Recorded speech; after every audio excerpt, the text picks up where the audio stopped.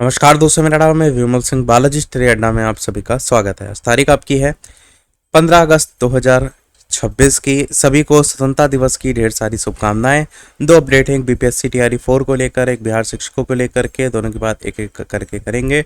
तो पटना से न्यूज़ प्रकाशित हुई है 15/8/2026 की यहाँ पर डेट आपको देखने को मिलेगी, जिसमें भर्ती कैलेंडर जारी किया गया है, जिसमें 72वीं बीपीएससी पीटी 15 अक्टूबर को होगी। टीआरई 4 की लेकर के बात करते हैं तो अब पीटी के साथ मेंस परीक्षा भी जो है वो देना होगा।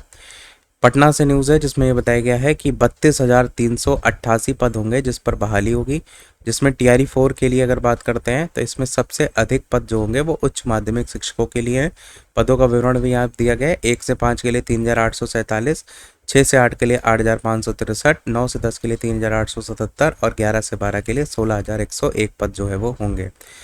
बीपीएससी ने शुक्रवार को अपना एग्ज़ाम कैलेंडर नया वाला जारी किया। इसमें टीआरई को लेकर के जो शिक्षक भर्ती परीक्षा, इसके नियमों में बड़ा बदलाव किया गया। अब सरकारी शिक्षक बनने के लिए अभ्यर्थियों को 2 चरणों की कठिन परीक्षा से गुजरना होगा। टीआरई 4 में पहले पीटी यानी प्रारंभिक परीक्षा होगी और उसे पास करने वाले अभ्यर्थी ही मेंस में बैठ सकेंगे।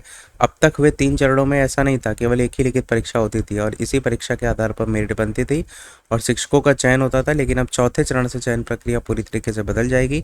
आयोग का मानना यह है कि इससे अभ्यर्थियों की स्क्रीनिंग बेहतर तरीके से हो सकेगी। हालांकि टीआरई 4 की प्रारंभिक परीक्षा की तारीख अभी तक तय नहीं हुई है। विज्ञापन निकलने के बाद इसकी घोषणा की जाएगी। सिविल सेवा की तैयारी कर रहे छात्रों के लिए भी बड़ी खबर है। 72वीं जो संयुक्त प्रतियोगिता परीक्षा है उसके 1189 पदों के लिए प्रारंभिक परीक्षा 25 अक्टूबर 2026 को प्रस्तावित है। वहीं 71वीं मुख्य परीक्षा का परिणाम अगस्त से सितंबर के बीच आने की संभावना है। आयोग ने ये क्लियर किया है कि ये सभी तारीखें अस्थायी हैं और प्रशासनिक कारणों से इसमें बदलाव भी देखने को मिल सकता है। ये जो एग्ज़ाम कैलेंडर है उसमें अलग अलग तारीखें भी जो है वो दी गई हैं, जिसमें ये बताया गया टीआरई 4 को लेकर के कि पीटी की तारीख बाद में। बाकी ये सारे एग्ज़ाम की डेट भी जो है वो देख सकते हैं। क्यों बदली प्रक्रिया उसको लेकर के बताया गया है कि और गुणवत्तापूर्ण चयन करने को लेकर यहाँ बताया गया है और 2 स्तरीय परीक्षा से सिविल सेवाओं की तर्ज पर योग्य अभ्यर्थी ही मेंस तक पहुँच पाएंगे, ये भी यहाँ पर बताया गया है।